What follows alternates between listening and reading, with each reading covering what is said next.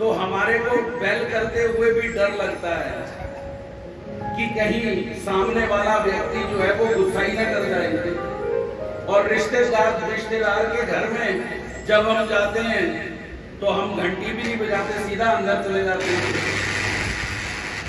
भगवान दुर्योधन को कहते हैं कि बता, तेरा मेरा ऐसा कोई रिश्ता भी नहीं है कि मैं तेरे घर में आता, बता अब तेरे घर में मैं कैसे आता।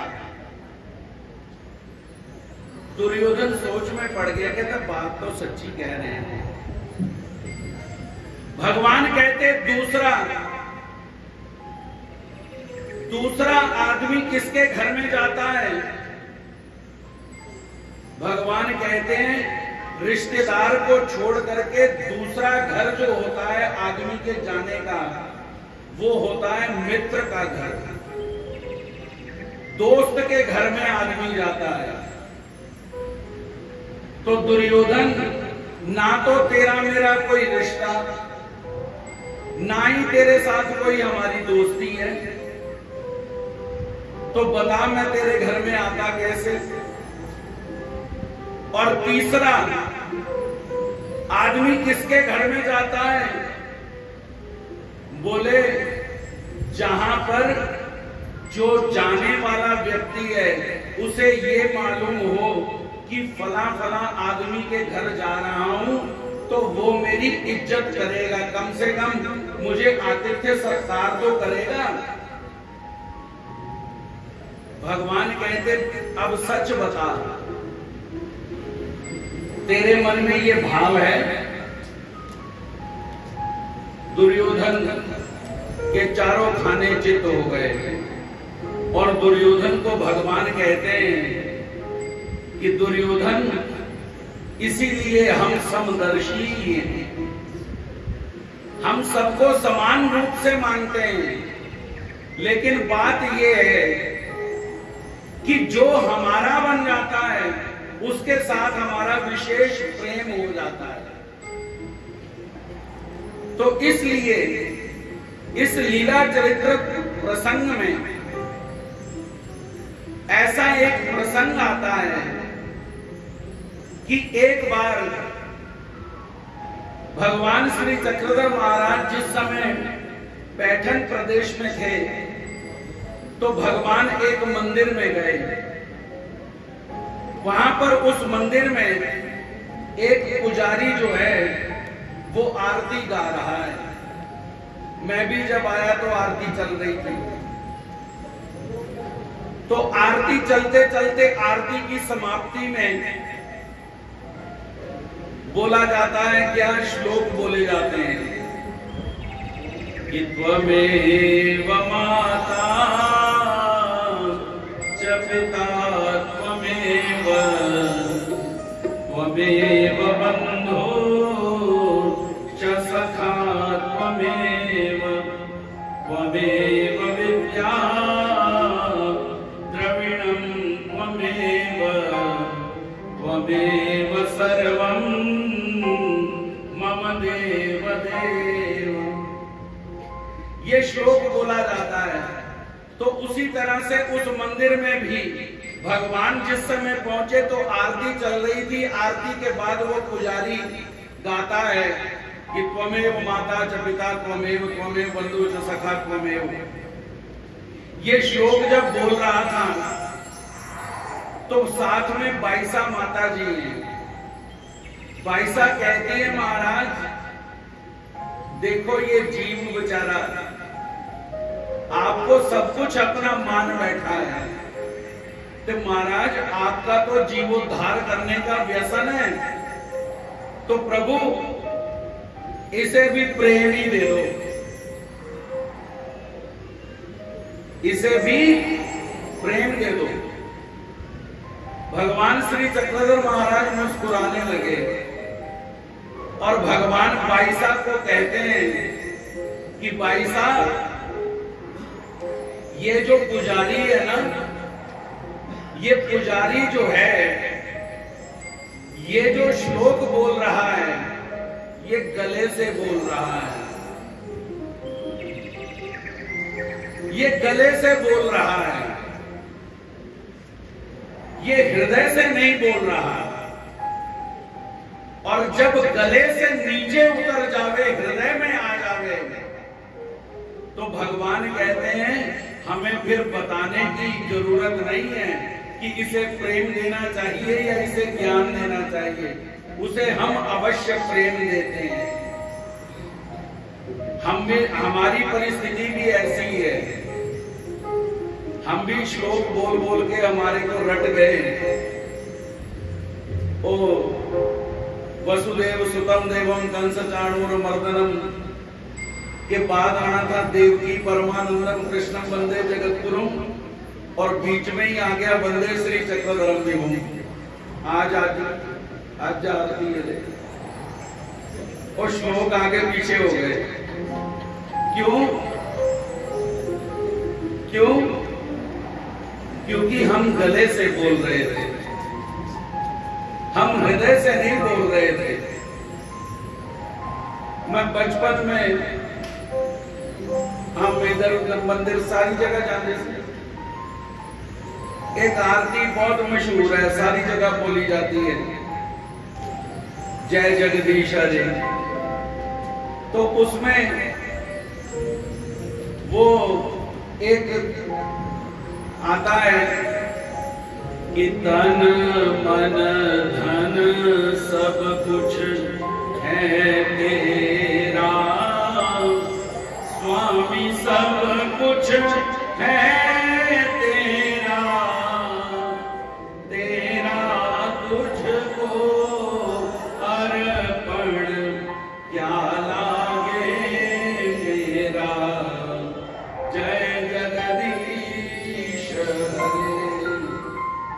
हम बोलते जरूर हैं, लेकिन कभी विचार कीजिए कि क्या वो बात जो है, वो बात हमारे हृदय तक, हमारे जीवन में उतरी कि नहीं उतरी।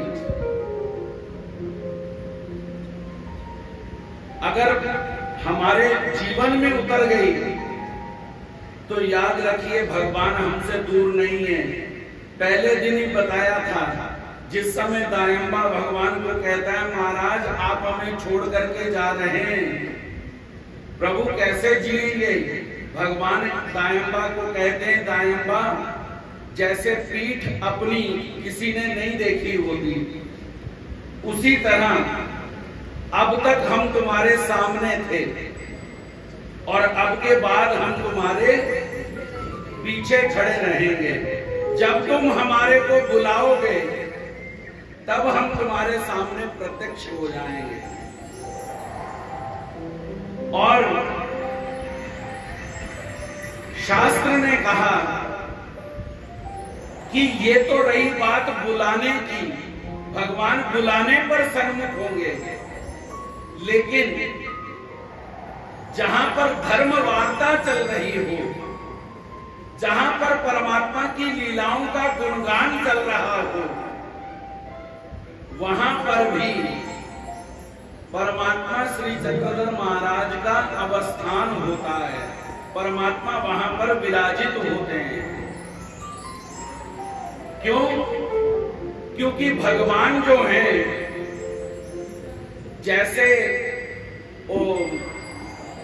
उस्ताद होता है, सिखाने वाला होता है, सिखाने वाले के बाद वो किसी को शस्त्र विद्या शास्त्र विद्या कुछ भी सिखाता है, सिखाने के बाद वो खुद फिर बैठ करके अपने शिष्य की कौतुक देखता है कि मेरा शिष्य कहां तक पहुंचा।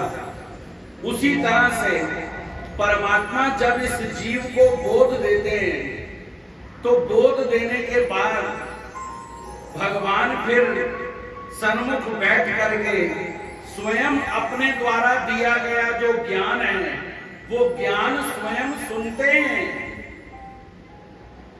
कि ये कैसे एक्सप्लेन करता है, कैसे इसे आगे तक पहुंचाता है। इसलिए तन मन धन सब कुछ नहीं बोलूंगा। क्यों? क्योंकि ऐसी 3 चीजा देनिया बड़िया मुश्किल है। तन मन धन सब कुछ है मेरा। हम बटुआ में से जब भगवान को चढ़ाना पड़े ना कुछ, तो हम अपना बटुआ खोलते हैं और दक्षिणा महात्मा लोगों को देने की बारी आए। मैं बड़ी जगह को गया ते बड़ी जगह से मैनू हिसाब किताब अनुभव। तो कई लोगों में ऐसा भाव रहता है, वो गड्डी निकालेंगे नोटों की महात्मा लोगों को देने के लिए, दक्षिणा 500-500 के 100-100 के नोट निकालेंगे। निकाले और महात्मा सोचते हैं लै भी अज दिहाड़ी पैगी 500-100 मिलना अज। लेकिन होता क्या है, वो नोट खोलता है, नोट खोल के वो 100 के बीच में उसने 10 के नोट 5 के नोट रखे होते हैं। तो सबसे आखिर वाला नोट निकालता है और लंबा करके ना नोट ऐसे ऐसे कहता है, लो जी दक्षिणा। जैसे हम अछूत हैं। तो कहने का भाव ये कि वो ये समझ रहा है कि ये जो धन है ये मेरा है, इसके ऊपर मेरी सत्ता है। लेकिन याद रखिए, महिम भट्ट जी को भगवान ने कहा तेरा संविधान चरितार्थ करेंगे, लेकिन शर्त है बेटा। क्या शर्त है? भगवान कहते कहते 500 सोने की अशर्फियां लेके आ। महिम भट्ट जी वो हो गए, कहते 500 रुपया मेरे पास तो है नहीं। भगवान कहते जहां मर्जी से लेके आ। तो आदमी सोचता है कि पैसा मेरा है, मन देने से इसलिए डरता है कि अगर मैं मन भगवान को दे दूं, अगर मैं ये कह दूं कि प्रभु मन तेरा, तो फिर जितनी भी मैं ऐश कर रहा हूं अपने मन के द्वारा, वो सारियां ऐशा खत्म हो जानी है। और अगर मैं कहूं कि प्रभु तन दे दिया, तो फिर उसमें भी गफलत है। अगर तन दे दिया कह दूं, तो फिर इस शरीर को भगवान की साधनों की, अगर परमात्मा सन्मुख हो तो परमात्मा की, अगर असन्निधान हो तो परमात्मा के साधनों की मुझे सेवा करनी पड़ेगी। और इस संसार में सबसे मुश्किल अगर कोई काम है तो वो यही है, सेवा करनी बहुत मुश्किल है। हम सुनते जरूर हैं, पूर्वी प्रकरण में ही भगवान ने बता दिया, पहले चैप्टर में ही बता दिया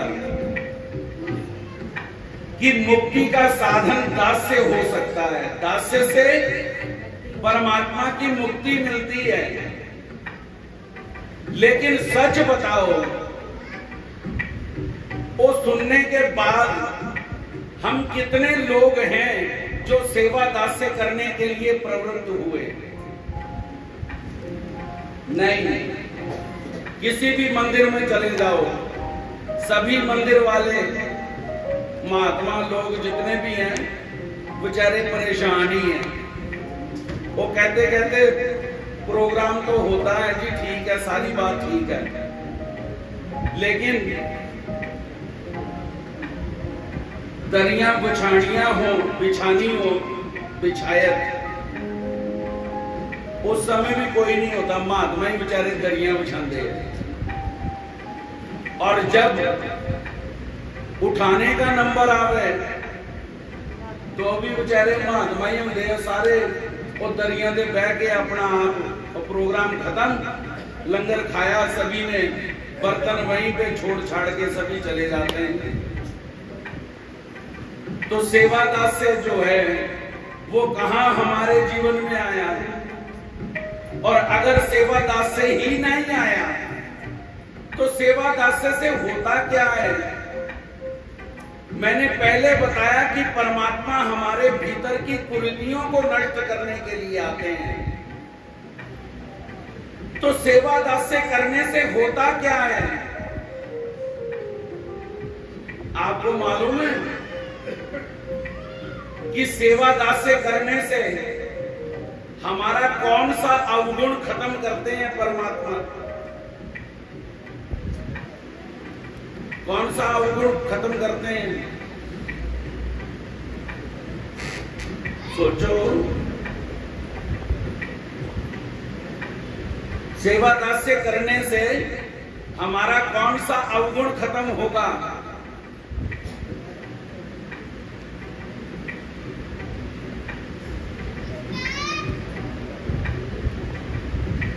नहीं? हाँ, हमारे अहंकार पे चोट लगती है, हमारा अहंकार दूर होता है। और अगर हम अहंकार को पोषण देना चाहते हैं तो हमें सेवा नहीं करनी चाहिए, फिर जैसी क्रीज बनी है वैसी बनी रहेगी।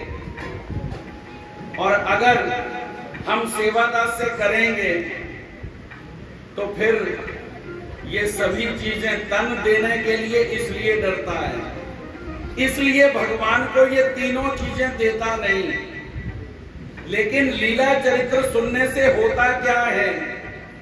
लीला चरित्र सुनने से ये तीनों चीजें देने का भगवान को मन कराता है। देना अभी बाद की बात है, लेकिन सबसे पहले तो कर्म यही है ना कि आदमी सबसे पहले मन में सोचे। क्योंकि भगवान श्री चक्रधर महाराज ने ये बात कह दी कि आदमी को सबसे पहले ये सोचना चाहिए कि मैं मुक्त कब होऊंगा। अगर सोचेगा तो एक ना एक दिन रास्ते पर भी आ जाएगा। और हमारे जो प्रथम आचार्य हैं नागदेव जी, वो तो यहां तक कहते हैं कि चलो भीतर से ना सही, बाहर से ही दुनिया को दिखाने के लिए ही सही, माड़े मोटे कागज ही उठा लो तो होगा क्या? वो एक ना एक दिन सेवा करने का मौका मिल जाएगा। जो बाहर है वो भीतर आएगा एक दिन। तो लीला चरित्र सुनने से ये तन मन धन देने की परमात्मा को इच्छा प्रकट हो जाती है। जैसे कल के प्रसंग में नीलभट्ट भंडारेकार की कथा को हमने सुना, तो उसने ये तीनों चीजें दे दी, तन भी दिया, मन भी दिया, और पैसा मिल रहा था उसको क्या जरूरत थी ये बताने की कि श्री चक्रधर महाराज है? खुद लेता, अपनी जेब में डालता, चलता आगे। उसने धन भी परमात्मा को समर्पित कर दिया। ये सुनने से हमारे मन में भाव पैदा होंगे। इसीलिए भगवान कहते हैं कि कुछ मत कीजिए, अपने भीतर सुनने का गुण ग्रहण कीजिए। सुनेंगे तो एक दिन चिंतन भी बनेगा, और चिंतन बनेगा तो फिर करने की भी इच्छा होगी। तो इस तरह से नीलभट्ट भंडारेकार को परमात्मा उसके देह का निक्षेप करने के बाद भगवान आगे की ओर प्रस्थान करते हैं, और भगवान वहां पर भक्तों को कहते हैं कि भक्तों, जब भंडारेकार का देहावसान हो गया तो हम भी उदास हो गए, हमारा भी मन लगता नहीं था उस जगह। सो हमने उस जगह का परित्याग कर दिया और कहां आ गए? भगवान उस योगी के साथ मिले जिसने गांव जला दिया, और फिर आगे चले गए कहां? परमेश्वरपुर चले गए। इसलिए कभी भी हमारा मन अगर माला करते करते ऊब जावे, ये नहीं है कि हम ये बताएं ना कि हमारा मन उबता है, होता है। कई बार करने की इच्छा नहीं होती, तो हमें उस समय भगवान की लीलाओं को पढ़ना चाहिए। लीलाएं पढ़ते पढ़ते मन अगर उब जाए तो फिर हमें भगवान का चिंतन करना चाहिए।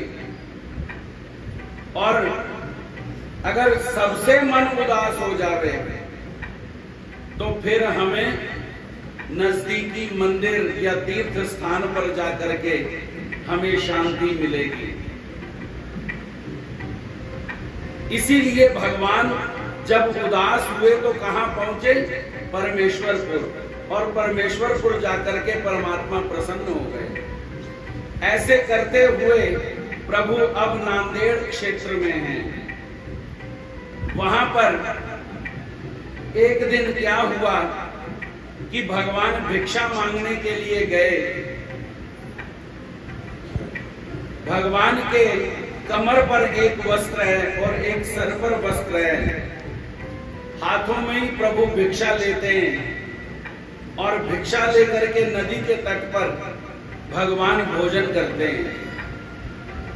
ऐसा भगवान का नित्य प्रतिदिन का नियम था।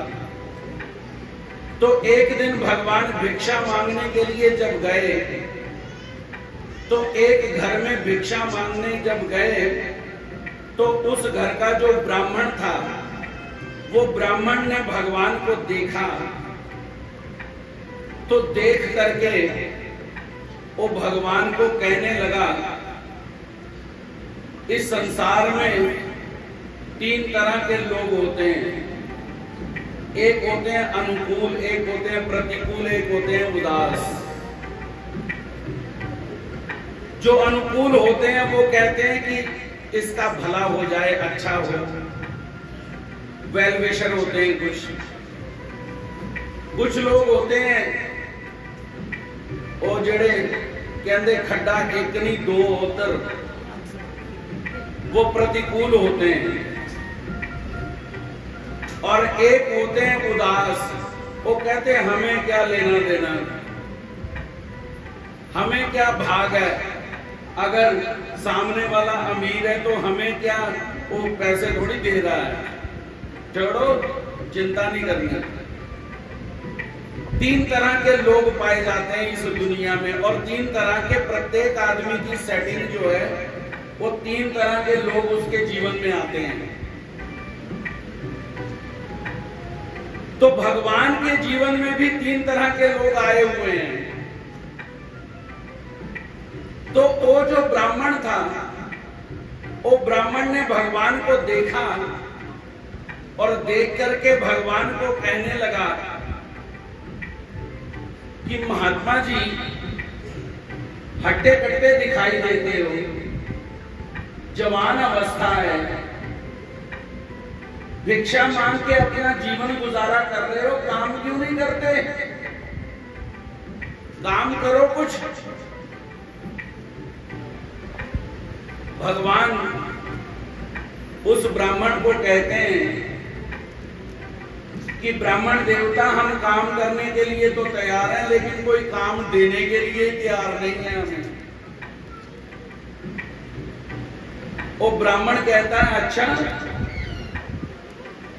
तो अगर मैं आपको काम दूं तो आप करोगे? भगवान कहते जरूर करेंगे। वो कहता बदले में मैं आपको खाना दूंगा, रहने के लिए जगह दूंगा और वस्त्र पहनने के लिए दूंगा। 3 ही आदमी की जरूरतें हैं, पैसा किस लिए चाहिए? 3 चीजों के लिए चाहिए। तो भगवान कहते हैं ठीक है। वो कहता है कि फिर ठीक है, कल से मेरी जो गौएं हैं ना, वो गौओं को चरा करके लाने का काम आपने करना है। भगवान कहते कोई बात नहीं, इस बात में तो हम पहले से ही एक्सपर्ट हैं। भगवान कहते लेकिन हमारी ना शर्तें हैं, कुछ काम करेंगे लेकिन शर्त है। वो ब्राह्मण कहता है पहला नौकर देखा जिसकी शर्तें हैं। भगवान क्या शर्तें हैं? भगवान कहते हैं हमारी शर्त पहली ये है कि हम गौओं को खोलेंगे लेकिन बांधेंगे नहीं। दूसरे नंबर पर हम गौओं को चराएंगे लेकिन उनका दूध नहीं निकालेंगे। ये हमारी शर्त है। ब्राह्मण कहता है कोई बात नहीं, ये काम हम ही कर लेंगे, आप बस चरा करके लाओ। भगवान कहते ठीक है। और वो महाराज उस दिन उसी के घर में रहे। दूसरे दिन गौएं लेकर के भगवान निकले और भगवान एक चट्टान पर बैठ गए। जो ब्राह्मण पहचान नहीं पाया, जो आदमी पहचान नहीं पाया, वो पशुओं ने पहचान लिया, गौओं ने पहचान लिया कि ये जो श्री चक्रधर हैं ये कौन है? ये ईश्वर हैं, ये श्री कृष्ण अवतार ही हैं। तो गौएं जो हैं, भगवान एक चट्टान पर बैठ जाते और गौएं जो हैं वो भगवान की तरफ देखती रहती। सारा दिन बीत गया धूप में। शाम को भगवान वहां से उठते हैं, गौओं को साथ में ले जाते हैं, उन्हें गाय बांधी और गायों का दूध निकाला तो दूध डबल हो गया। ब्राह्मण सोते समय अपनी पत्नी को कहता भाग्यवान, एक ग्वाला बड़ा काम का हमें मिल गया। ये मुझे लगता है बढ़िया बढ़िया घास खिलाता है हमारी गौओं को, इसीलिए तो हमारा दूध डबल हो गया। वो बोले हाँ ये बात तो है। तो वो कहता है इसको जाने नहीं देना, हमने काम पे ही रखना है। ऐसे करते करते 2-4 दिन बीते तो और जितने ग्वाले थे वो सभी ग्वाले शिकायत लेके ब्राह्मण के पास पहुंचे। वो कहते हैं अरे ब्राह्मण देवता, तुम्हारी गौएं मर जाएंगी। तुमने कैसा ग्वाला निकम्मा रख लिया, ये जाकर के चट्टान पर बैठ जाता है। सारी गौएं सारा दिन धूप में, गर्मी में ये गौएं बैठ जाती हैं और इसकी तरफ देखती रहती हैं। ना ये पानी पिलाता है ना ये चारा खिलाता है। अरे ना पानी पिएंगी ना चारा खाएंगी तो गौएं मर जाएंगी। ब्राह्मण कहता है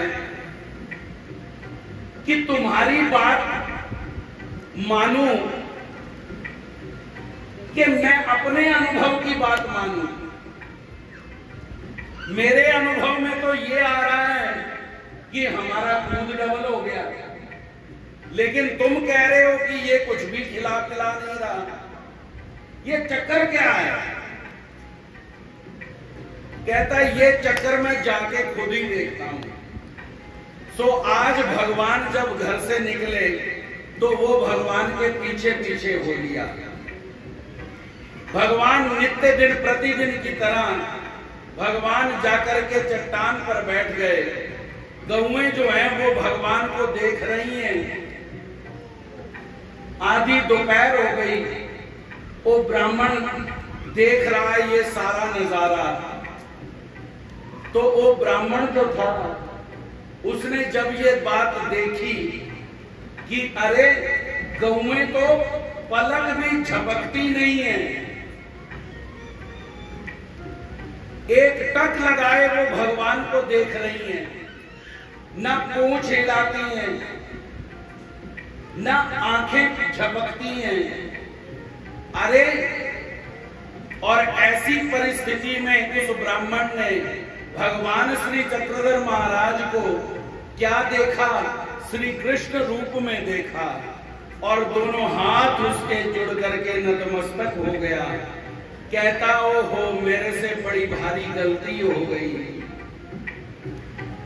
मैं भगवान को पहचान नहीं पाया। अरे ये तो साक्षात ईश्वर पुरुष हैं। मैं जाता हूं घर और घर जाकर के अपनी पत्नी को कहता हूं कि भाग्यवान आज शाम को भगवान जब आएंगे ना तो हम दोनों भगवान के चरणों को पकड़ लेंगे और भगवान से माफी मांग लेंगे, माफी मांग लेंगे और भगवान की सेवा करेंगे।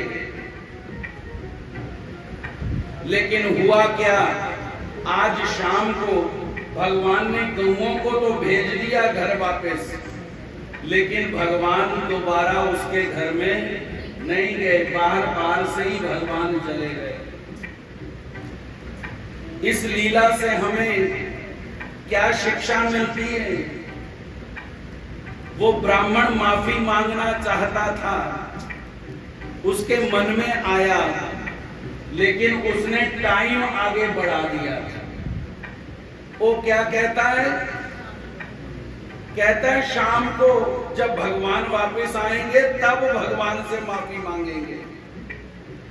तो भगवान क्या बताना चाहते हैं? जब हमारे को हमारे दोषों का पता चल जावे तभी उसी समय हमें अपना प्रसव मोड़ लेना चाहिए, नहीं तो दोबारा समय नहीं मिलता। ऐसे करते करते महाराज आगे बढ़े, तो आगे बढ़ करके जब भगवान पहुंचे तो एक स्थान आता है गोपाल चावड़ी, वहां पर भगवान बैठे हैं। शाम का समय, सभी ग्वाल बाल जो हैं वो अपनी गौओं को वापस ले जा रहे हैं अपने अपने घर। तो क्या हुआ कि ग्वाल जो हैं वो लाइन में आते हैं और भगवान को नमस्कार करते हैं, अपना डंडा और कंबल वहां किनारे पर रखते हैं और वो जो भगवान एक बहुत बड़े कुएं के नजदीक बैठे हुए थे उस कुएं में प्रवेश कर जाते हैं। जो भी आता वो भगवान को नमस्कार करता और अपना सामान रख करके वो उस कुएं में प्रवेश कर जाता। ऐसे करते करते सारे ग्वाले जो थे वो कुएं में चले गए। अब रात हो गई। जो ग्वालों के मालिक हैं वो मन में सोचने लगे, कहने लगे गौएं तो आ गई लेकिन ग्वाले कहां चले गए, चलो ढूंढते हैं। ढूंढते ढूंढते वो वहां पर पहुंचे जहां पर महाराज श्री चक्रधर प्रभु वहां पर बैठे हैं और पास में ही उनका सारा सामान पड़ा हुआ है। भगवान को पूछते हैं, कहते हैं महाराज हमारे ग्वाले कहां चले गए? भगवान कहते हैं हमें क्या मालूम,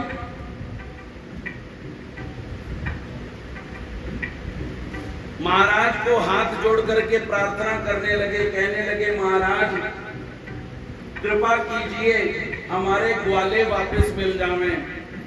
भगवान कहते तो फिर जिस जिस ग्वाले का जो जो मालिक है ना, वो उसे आवाज लगा के बुलाओ।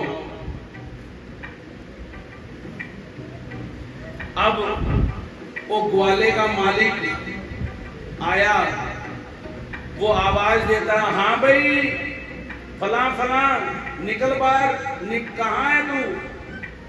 वो आराम से ग्वाला बाहर निकलता है और अपना डंडा कंबल उठाता है और नीचे मुंडी करके घर की तरफ आगे बढ़ता है।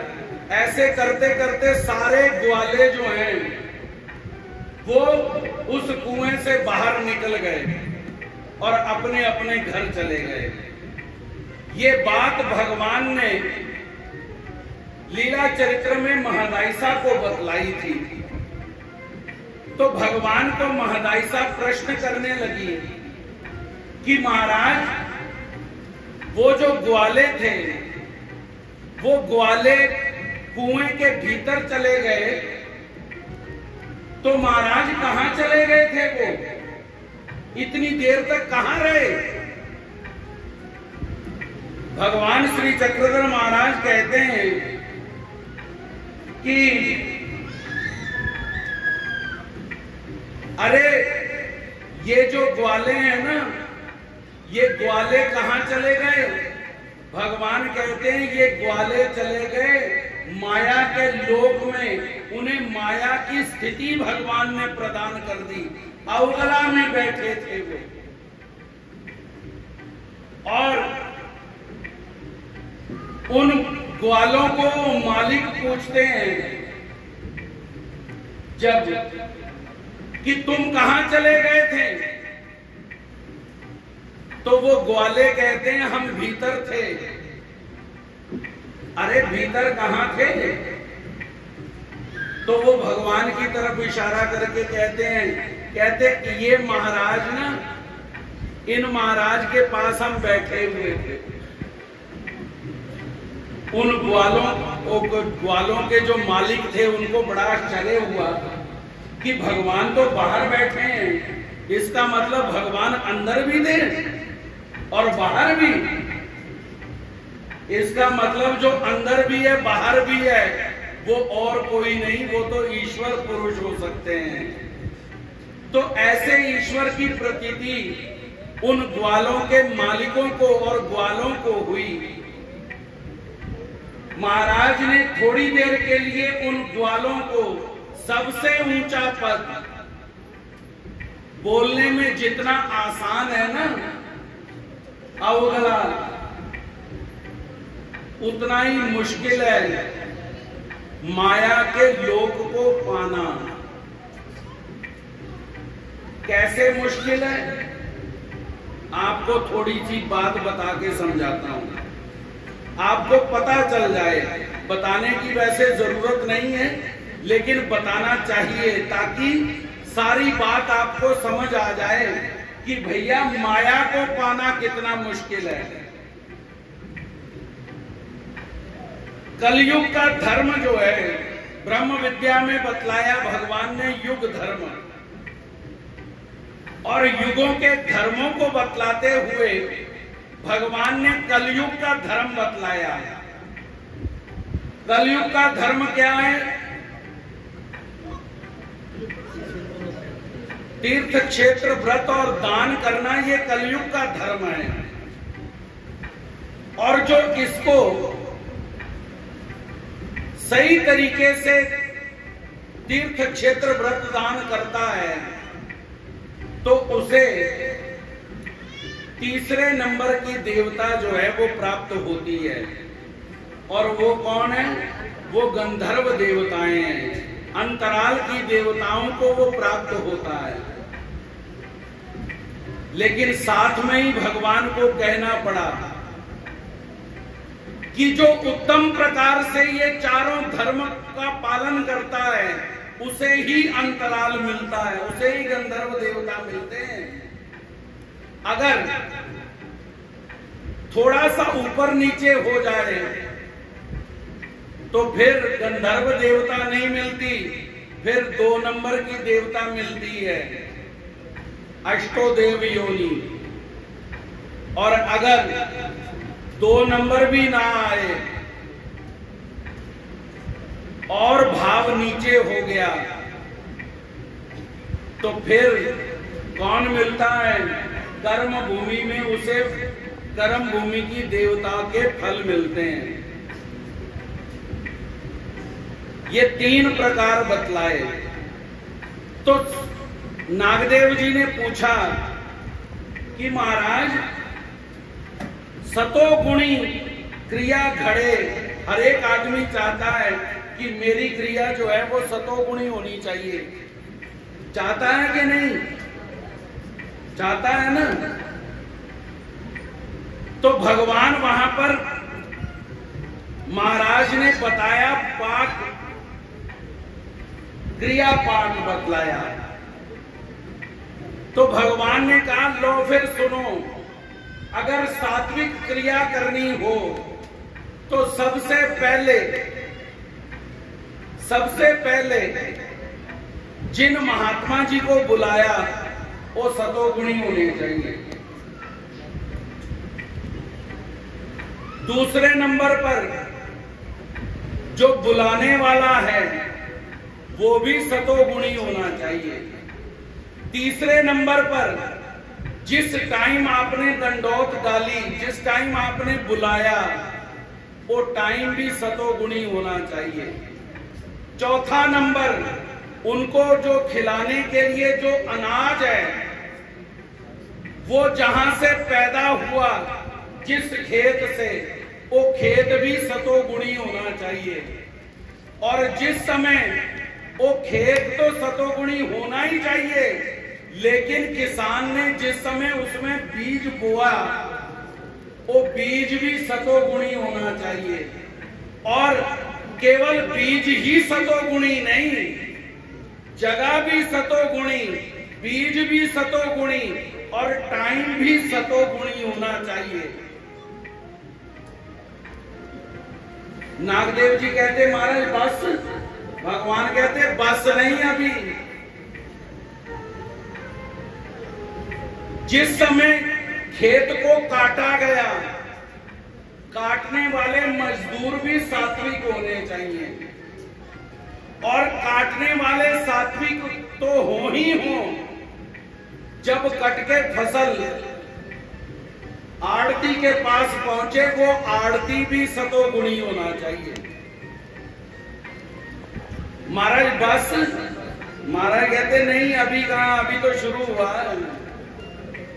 आड़ती तो सतोगुणी हो ही हो। जिस समय किसान ने आड़ती को वो फसल बेची वो टाइम भी सतोगुणी होना चाहिए। और आड़ती से आगे दुकानदार ने जब वो वस्तु को खरीदा वो टाइम भी सतोगुणी होना चाहिए और दुकानदार भी सतोगुणी होना चाहिए।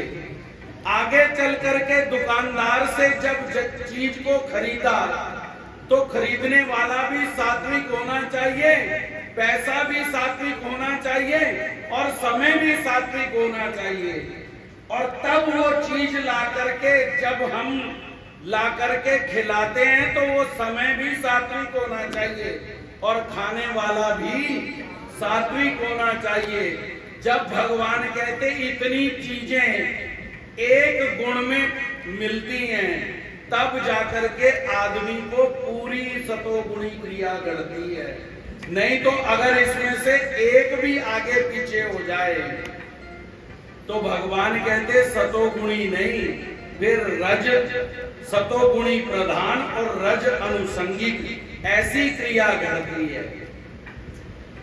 अगर अंतराल देवता को पाना इतना मुश्किल है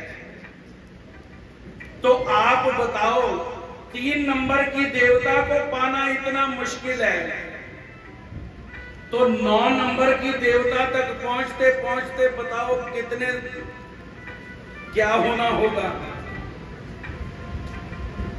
तो भगवान ने उन ग्वालों को जो अवगला चैतन्य माया के फल का जो आनंद है वो आनंद भगवान ने उन ग्वालों को दिया।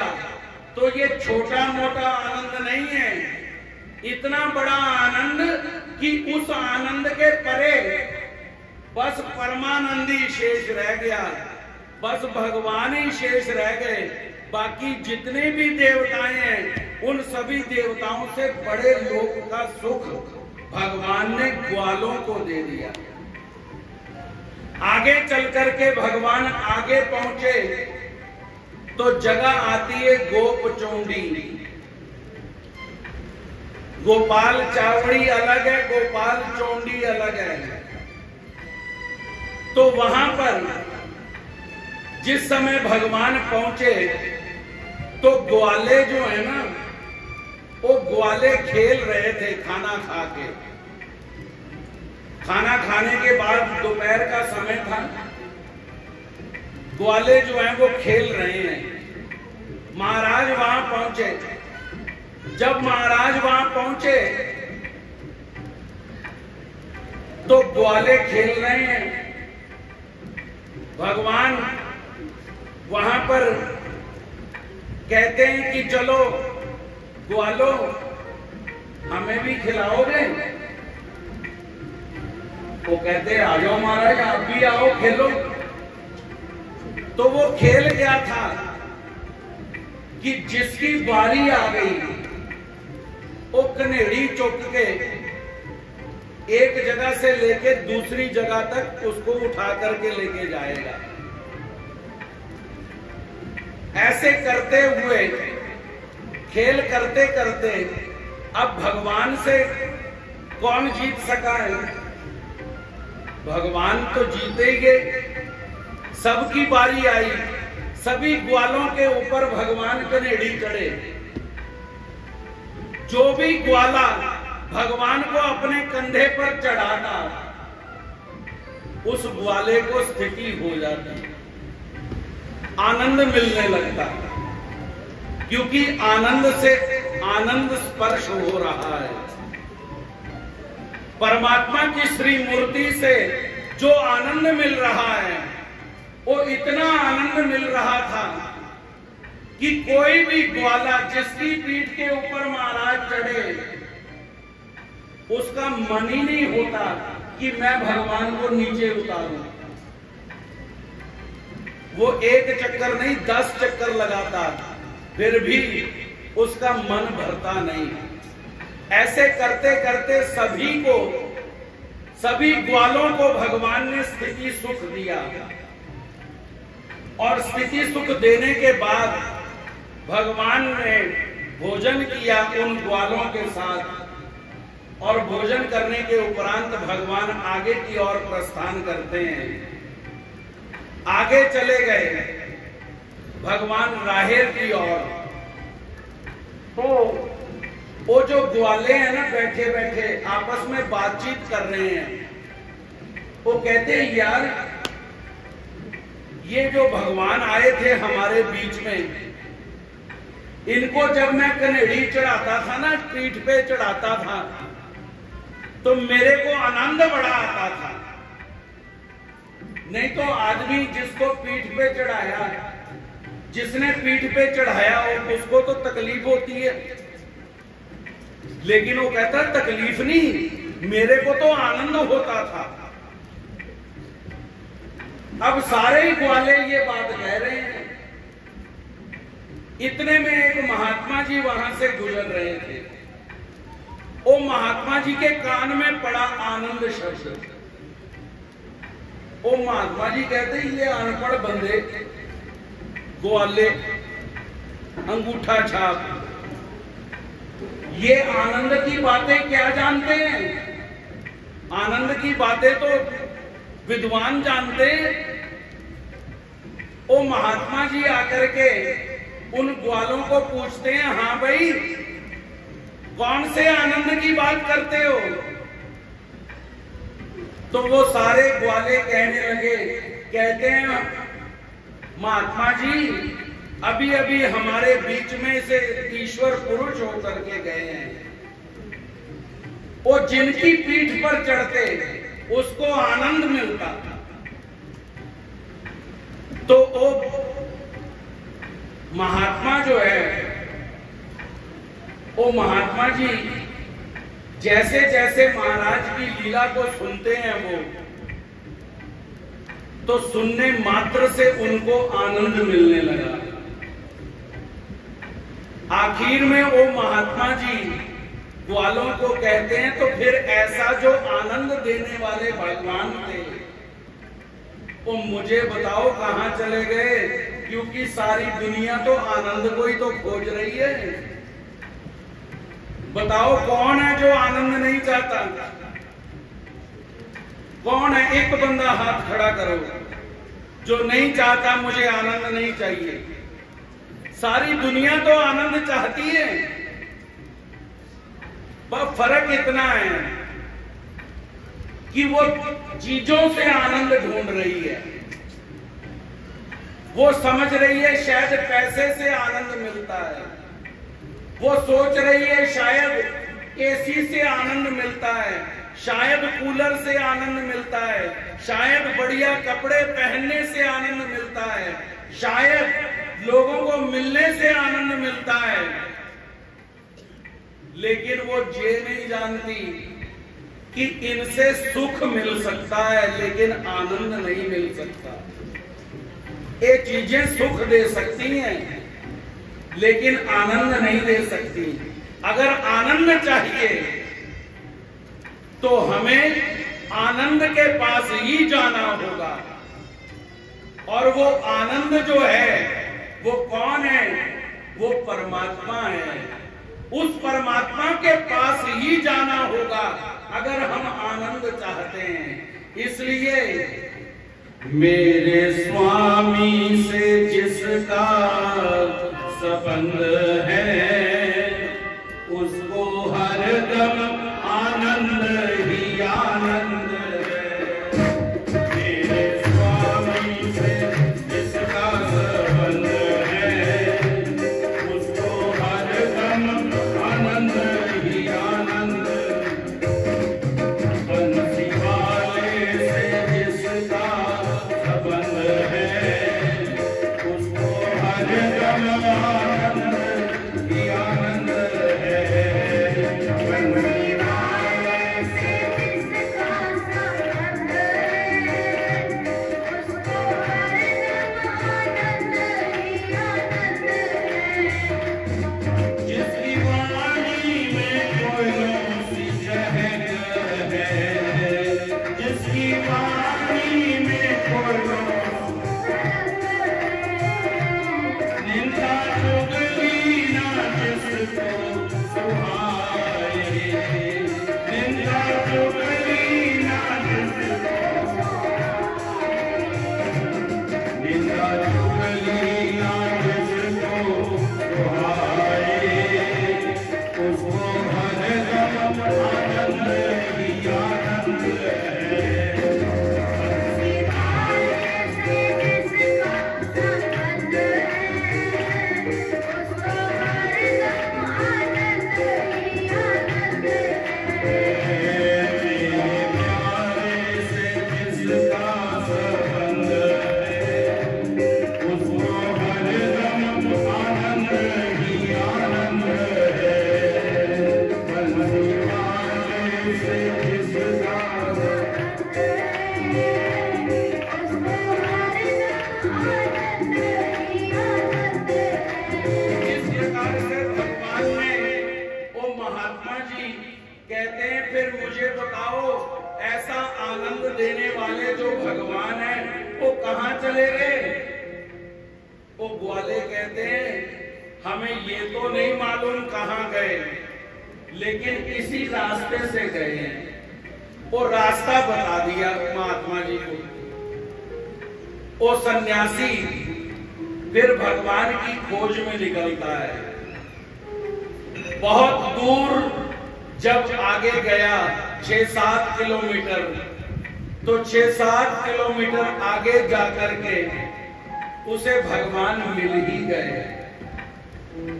भगवान उस समय नालेश्वर नाम के मंदिर में भगवान विराजमान थे। वो महात्मा उस मंदिर में आया और उस मंदिर में जैसे ही भगवान का दर्शन किया, दर्शन होते ही भगवान ने जो आनंद उन ग्वालों को दिया था ना, वो आनंद उस महात्मा को भी प्रदान कर दिया। वो महात्मा भी आनंद भोग रहा है, बहुत देर तक आनंद भोगता रहा और फिर उसके उपरांत भगवान के श्री चरणों को स्पर्श करके आगे बढ़े महाराज और आगे चल करके भगवान शेंदुरजन नामक जगह पर पहुंचे। जिस समय शेंदुरजन पहुंचे तो वहां पर एक बेटी भगवान के दर्शन करने के लिए आती है।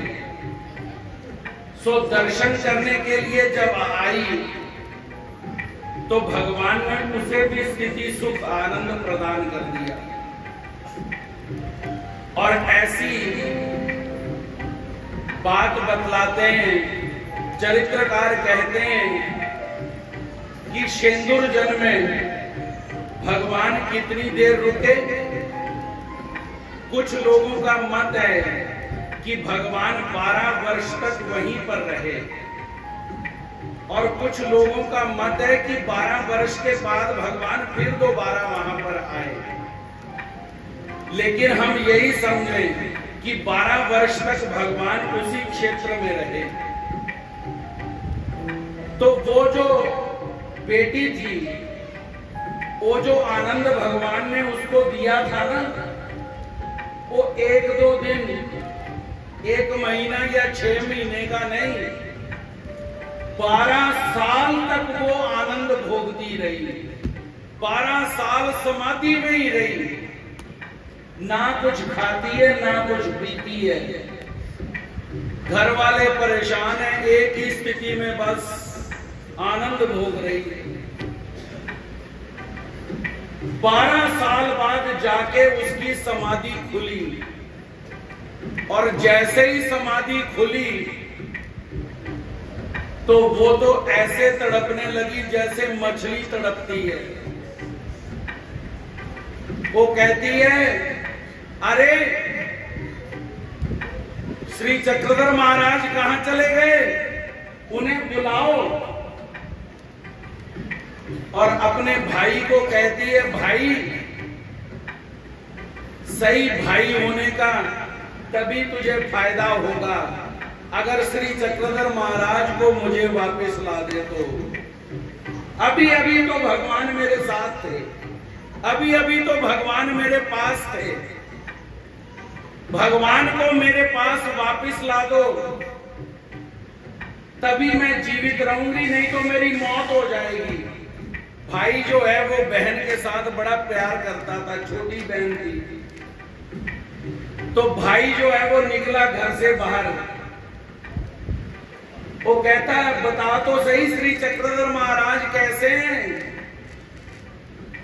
तो वो बतलाती है, चांपे गौरा विशाल नेत्रा सुरवेदक सुंदरा, चांपे गौरा विशाल नेत्रा सुरवेदक सुंदरा, शरणागतासी वज्र पंजरू जय जय चक्रधरा, शरणागतासी वज्र पंजरू जय जय चक्रधरा, चांपे गौरा विशाल नेत्रा सुरवेदक सुंदरा, चांपे गौरा विशाल नेत्रा सुरवेदक सुंदरा, शरणगता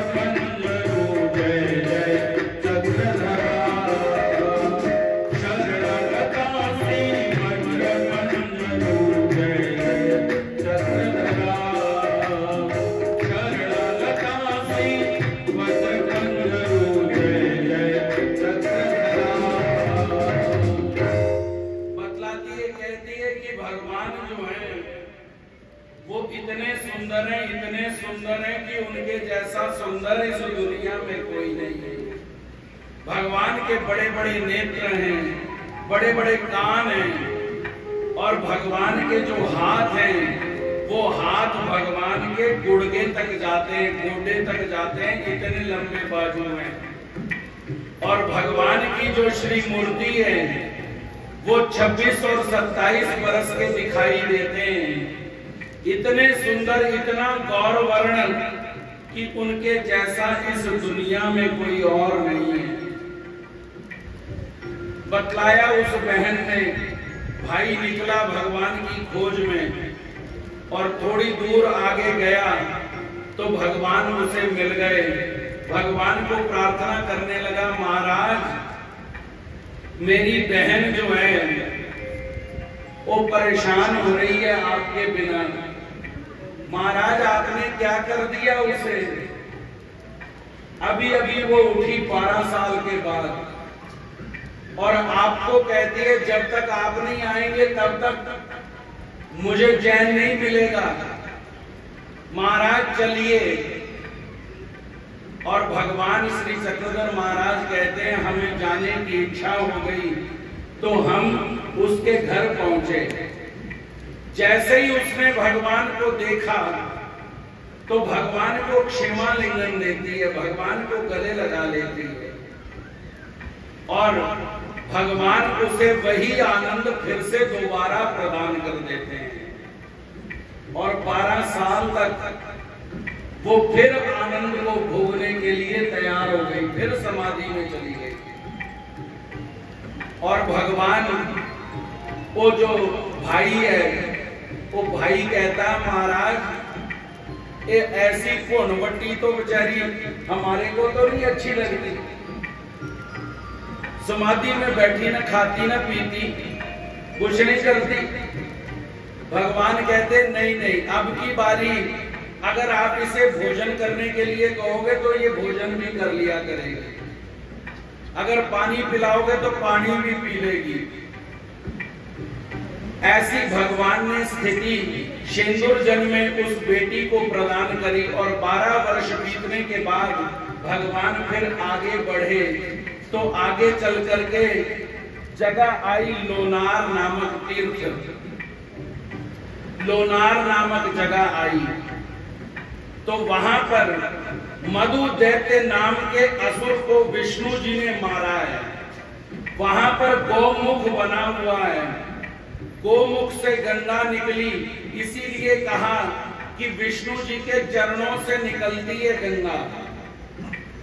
तो वहां पर गंगा प्रकट हुई, विष्णु जी ने वहां पर अपने चरण धोए हैं, धार बहती है, कुंड बना हुआ है, और सतयुग से वो धार बह रही है, पानी एक जैसा बह रहा है, लेकिन आज तक वो कुंड भरा नहीं है।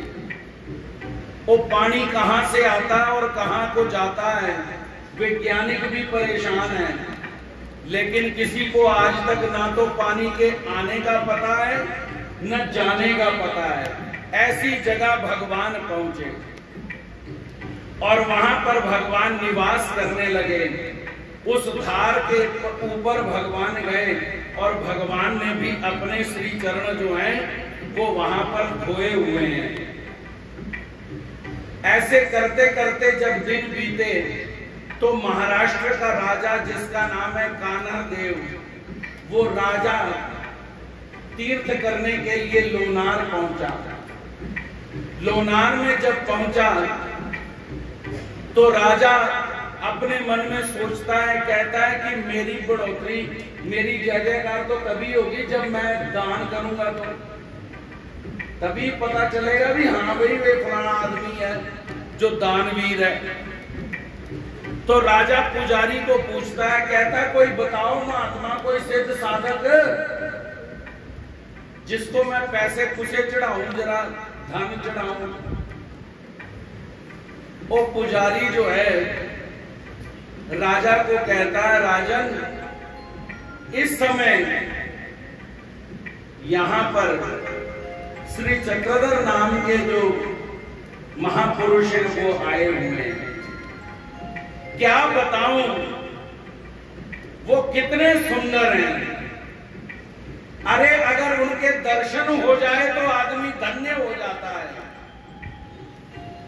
तो मेरी ये इच्छा है तुम भी उनके दर्शन कर लो तो तुम्हारे भी भाग्य खुल जाए। कानर देव के मन में आया, राजा के मन में आया, मैं भी भगवान के दर्शन करूं। तो जो महादेवराज है,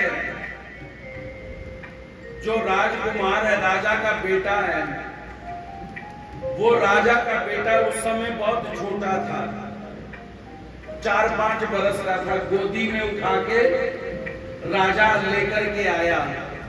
भगवान एक वृक्ष के नीचे बैठे हैं, ध्यान मग्न है। राजा आया। अब भगवान के लिए राजा आवे चाहे रंग आवे, भगवान को क्या लेना देना। लेकिन राजा तो राजे को तो अहंकार है, अभी मैं महाराष्ट्र का राजा महात्मा जी के दर्शन करने के लिए आया। तो महात्मा जी ने उठ के दंडौत तो करनी चाहिए। भाई वो नेता आया, बड़ा एमएलए नेता ही नहीं मान, वो तो राजा था। उसके मन में आया, कहता यार ये उठे ही नहीं। कहता उठेंगे, अभी बड़े बड़े उठा दिए मैंने। उसने अपने कैशियर को बुलाया, हाँ भाई इधर आ, सोने की अशर्फियों की थैली लाओ। कैशियर ने सोने की अशर्फियां पकड़ा दी राजा को। राजा गया भगवान के पास और वो सोने की अशर्फियां जो थैली है वो खोल करके भगवान के आगे रख दी। भगवान ने अपनी आंखें खोली और थोड़ी देर के लिए भगवान ने उन अशर्फियों की तरफ देखा और थोड़ी देर में भगवान ने दूसरी तरफ जो मिट्टी पड़ी हुई है उस मिट्टी की तरफ देखा। राजा जो है बोले कुछ नहीं, लेकिन राजा जान गया कि ये मुझे क्या कहना चाहते हैं। राजा को भगवान ने न बोलते हुए ही मौन ही अवस्था में भगवान ने उन्हें ये समझा दिया कि ये जो तू सोना चढ़ा रहा है ना, ये हमारे लिए मिट्टी की तरह ही है। जैसे मिट्टी है वैसे ही ये सोना है, हमारे को कोई परवाह नहीं। राजा कहता है अच्छा, इतने बड़े संत हैं। कहता है अरे कोई बात नहीं, कई महात्मा जो होते हैं ना वो सामने लेने में जरा संकोच करते हैं। कहता है मेरे जाने के बाद उठा लेंगे, कोई बात नहीं। कहता है सैनिकों 4-5 बंदे यहीं खड़े रहो आगे पीछे गुप्तचर बन के, देखो मेरे जाने के बाद ये भगवान थैला उठाते हैं कि नहीं। वो 4-5 गुप्तचर छोड़ करके राजा चला गया। थोड़ी देर के बाद भगवान भी उठे वहां से और आगे बढ़ गए। भगवान ने वो थैली नहीं उठाई। वो जो गुप्तचर थे उन गुप्तचरों ने वो थैली उठाई और राजा को वापस देते हैं। कहते राजन वो महात्मा जी ने पैसे नहीं उठाए तुम्हारे। राजा कहता है फिर बात सच्ची है, ये सच्चे संत हैं। और राजा को बड़ा पश्चाताप हुआ कि मैं भगवान की परीक्षा ले रहा था। तो वो भगवान को मनाता है, बार बार भगवान के पास आता है, लेकिन भगवान उसका कुछ भी पैसा स्वीकार नहीं करते। आखिर में वो जो धन था, जो धन उसने निकाला था, अशर्फियां निकाली थी, उस अशर्फियों से उसने उस मंदिर को कली उली करवा दी, लेकिन वो खजाना बीच में नहीं डाला। लेकिन भगवान वहां से आगे निकल गए। लोनार से निकल करके महाराज पहुंचे मेकर नामक मंदिर में। सारंगधर का मंदिर है श्री कृष्ण भगवान जी का। और भगवान वहां पर उस मंदिर में जब गए तो रात को रुकते, जब रात हुई तो वो पुजारी कहने लगा, महाराज इस मंदिर में आप रात नहीं रुक सकते। महाराज कहते क्यों, क्या बात है भाई? वो कहता है महाराज, पुजारी कहता है महाराज इसलिए आप रात नहीं रुक सकते क्योंकि इस मंदिर में ना सोना चांदी चढ़ा हुआ है, और सोना चांदी चढ़ा हुआ है इस वजह से लुट ना जाए, इस वजह से इस मंदिर को ताला लगाना पड़ता है। महाराज अगर आपने रुकना है ना तो इसी मंदिर के पीछे भैरव का मंदिर है, उस मंदिर को तो दरवाजा ही नहीं है। क्योंकि भगवान श्री कृष्ण, मैं वृंदावन गया एक बार, वृंदावन गया, मूर्ति मैंने ली तो मैं वो दुकानदार के पास गया, दुकानदार को कहा भाई हाँ भाई, मैं कहा बढ़िया से बढ़िया भगवान का श्रृंगार कर दे। वो दुकानदार कहता भाई साहब,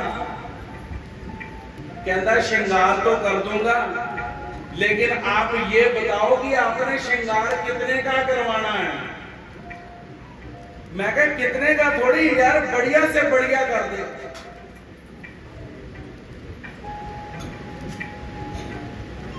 कहता लगता है आप भगवान को, भगवान से यारी आपकी नई नई डली है। मैं कहा क्यों? कहता जानते हैं इनको क्या बोलते हैं? ये भगवान श्री कृष्ण है। इनको अगर मैं चाहूं तो करोड़ रुपया का भी श्रृंगार कर दूं तो भी कम पड़ेगा। इनको जितना मर्जी श्रृंगार करते रहो, इनका श्रृंगार खत्म नहीं होता। मैं क्या अच्छा, फिर मैं क्या इतने का कर दे भरा, फिर उसने उतने का कर दिया। कहने का भाव कि भगवान श्री कृष्ण तो श्रृंगार उनको तो होगा, लेकिन भैरव बाबा बेचारा वो क्या पहनता है? वो तो मुंडमाला पहनता है, कुछ नहीं। उसके मंदिर को तो दरवाजा भी नहीं। वो पुजारी कहता है महाराज अगर रुकना है तो आप वहां पे रुक जाओ, वहां पे आप रुक सकते हो। महाराज वहां पे रुक गए। तो दूसरे दिन सुबह के समय उस मेकर में 4-5 माताएं थी। उनका नाम क्या था? बोने बाइयां। बोने बाइयां उनको इसलिए कहा जाता था क्योंकि उन माताओं की सेवा थी उस मंदिर में, सारंगधर के मंदिर में। वो भोग बनाया करती थी। ठाकुर जी का भोग लगता है ना, तो भोग लगाने के लिए वो जो जितने भी भोग बनता था वो 4-5 माताएं ही बनाती थी। उसके बदले में उनको 5 लड्डू रोज मिला करते थे। तो वो माताएं निकली, इधर भगवान भी सुबह घूम करके वापस आ रहे हैं, तो रास्ते में बोने बाइयों को दर्शन हो गए भगवान के। भगवान को जैसे ही देखा तो वो देखती ही रह गई। वो कहती हैं हमने तो सुना था श्री कृष्ण महाराज ही सुंदर हैं, लेकिन ये तो भगवान बिना श्रृंगार के ही इतने सुंदर हैं। अगर इनको श्रृंगार करवा दो तो फिर कितने सुंदर हो जाएंगे। भगवान के चरणों में गिर गई और भगवान को कहती हैं महाराज कहां रुके हैं आप? भगवान कहते हैं, हम ये इशारा कर दिया भगवान ने भैरव के मंदिर की तरफ। वो कहती है अच्छा महाराज, हमारी पास में ही कुटिया है, चलो हमारी कुटिया में। भगवान को लेकर के चली गई अपनी कुटिया। भगवान को भोजन करवाती हैं और भोजन करवा के भगवान को प्रार्थना करती हैं, महाराज जब तक आप यहां पर रुके हुए हैं ना, तब तक आपने दोपहर का भोजन हमारे पास ही करना है, रात को रोटी भी हमारे पास ही खानी है, सोने के लिए आप चले जाओ। और कहती हैं नहीं, सोने के लिए भी वहां नहीं जाना आपने, वो दरवाजा ही नहीं है उसको, वहां पे तो रात बरात को कोई भी आ सकता है। वो कहती पुजारी जी से हम बात करती हैं। सो पुजारी जी के पास गई और पुजारी जी को कहती हैं, ये जो भगवान जी है ना, इनको आप मंदिर में ही रहने दो, इसी मंदिर में। अगर आपका कोई भी चीज गुम हो गई ना, हम बैठी हैं जिम्मेदार। भगवान की वहीं पर रहने की व्यवस्था कर दी और ऐसे करते हुए भगवान 10 महीने तक वहां पर रुके। और बीच में आया जन्माष्टमी का दिन। जन्माष्टमी के दिन भगवान सुबह के समय जब भोजन करने के लिए बोने बाइयों के घर में आए, तो बोने बाइयां जो है ना, वो मिट्टी के नंद बाबा बना रही हैं, मिट्टी के वसुदेव जी बना रही हैं, मिट्टी का गोकुल बना रही हैं। भगवान बोने बाइयों को पूछते हैं, कहते माता जी ये क्या बना रही हो? वो कहती है महाराज ये जन्माष्टमी है ना आज, तो हम वसुदेव बना रही हैं, देवकी बना रही हैं, और आज हमने सभी ने व्रत रखा हुआ है, तो आपको भी व्रत वाली रोटी खानी पड़ेगी आज। भगवान उन बोने भाइयों को कहते हैं कि माता जी 2 सवाल हैं, 2 सवाल हैं, जवाब देना। भगवान कहते जिस दिन देवकी के घर में भगवान श्री कृष्ण ने जन्म लिया, उस दिन बताओ देवकी ने कोई व्रत रखा था? अरे देवकी ने तो कोई व्रत नहीं रखा। और जब नंद बाबा के यहां भगवान चले गए, तो नंद बाबा ने कौन सा व्रत रखा? वहां पर तो कहते हैं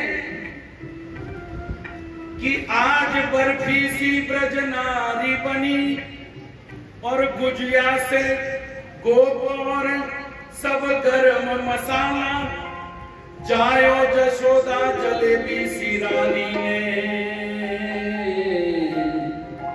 रबड़ी सी रात में लड्डू सो लाला। अरे व्यंजनों के नाम दे दे करके वहां पर बात बतलाते हैं। तो बताओ नंद बाबा ने कौन सा व्रत रखा था? कोई व्रत नहीं रखा। तो तुमने क्यों व्रत रखा है फिर? अरे व्रत रखने से क्या होते हैं, हमारे अंदर के जो जीव हैं उनकी हिंसा होती है, इसलिए व्रत नहीं रखने चाहिए। वो माता कहते हैं ठीक है महाराज। और भगवान कहते हैं ये जो मिट्टी के वसुदेव देवकी बना रहे हो, तो ये बताओ कि वसुदेव देवकी कोई मिट्टी के थे? वो तो आदमी थे। और भगवान श्री कृष्ण कोई मिट्टी के थोड़ी थे, वो तो सच्ची मुच्ची के भगवान ने जन्म लिया था। भगवान कहते हैं ये मिट्टी मुट्टी हटा दो। आज ठीक रात को 12 बजे तुम्हारे घर में भी भगवान श्री कृष्ण जन्म लेंगे। ऐसा आश्वासन लेकर के भगवान भोजन करके चले गए। रात का समय आया, वो माताएं बैठी हैं, प्रभु का कीर्तन कर रही हैं। सो भगवान रात के समय उन बोने बाइयों के घर में गए और एक माता, बोने बाइयों में से एक माता को भगवान ने खड़ा कर दिया। भगवान कहते, माता जी उठो, तुम जरा देवकी दिखाई दे रही हो, चलो देवकी बन जाओ। अब देवकी कैसे बने? तो भगवान कहते कहते देखो, पुराने जमाने में जब, अब तो हॉस्पिटल में बच्चे होते हैं, पुराने जमाने में घर में ही बच्चे हो जाया करते थे। दाई जन्म देती थी। जब दाई जन्म देती थी माँ को, तो मामा बढ़िया बेचारियां, वो भी एक तरह एक वो भी अध्याय ही है।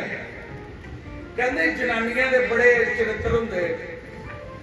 तो वो कहते जो माताएं थी, जब दाई जन्म देती थी बच्चे को, तो माँ क्या करती थी? सबसे पहले माँ ना वो चुन्नी लेके अपना सिर सुर बन लेती थी, भी सिर दुख रहा, तो उसका सर बंधा हुआ होता था। मैंने देखा है, मैं गया एक बारी, तो वो बच्चे को आशीर्वाद देने, तो माता ने सच में सर बांधा हुआ था। भगवान कहते कहते, चल भाई माता तू सिर बांध ले अपना, तू देवकी बन गई। और भगवान को देवकी, वो माता जो देवकी बनाई थी, वो देवकी कहती है, तो फिर कृष्ण कहाँ है? सो भगवान श्री चक्रधर महाराज ने क्या कर दिया? भगवान ने विज्ञान शक्ति से, भगवान छोटे से बालक के रूप में उस माता की कोठी में आ गए और भगवान ने कृष्ण रूप धार लिया। और उस माता को याद रखिए, भगवान जरूरी नहीं कि जिसके घर में जन्म लेते हैं उसी को सुख देते हैं। जिसको माँ बाप मान भी लेते हैं ना, उसको भी सुख देते हैं। उस बोने बाई को जो माता देवकी बनी, भगवान ने माता के सुख उस माता को प्रदान कर दिए। ऐसे अनेक लीलाएं। एक बार क्या हुआ कि रात के समय भगवान सोए हुए थे, सभी सोए हुए हैं, और चोर आ गया बोने बाइयों के घर में। बोने बाइयों के घर में चोर आ गया, तो वो चोर जो है ना, वो सारी चीजें उसने क्या किया, अपनी चद्दर बिछाई। पुराने जमाने के चोर भी पुराने जमाने के, उन्हें अपनी चद्दर बिछाई, गागर, भांडे, बाल्टियां, ये वो सब वो उसमें रखता जा रहा है। बोने बाइयां कहती हैं, चुप, अगर इसके हाथ में हथियार हुआ ना तो ये हमारे को मार सकता है। चुप करो, जो ले जाता ले जाई जान दो। वो चोर ने सारा सामान इकट्ठा किया, गांठ बांधी, और गांठ बांध करके जैसे ही वो वेड़े आया ना आंगन में, तो एक माता ने झट से उठी और दरवाजा लगा लिया। दरवाजा लगा करके जोर जोर से चिल्लाने लगी, कहती, ओ श्री चक्रधर महाराज लुट गई हैं, चोर ले गए आज सब कुछ। वो आवाज जैसे ही श्री चक्रधर महाराज ने सुनी तो भगवान आंगन में आ गए दरवाजा खोल करके, और आंगन में आए। भगवान ने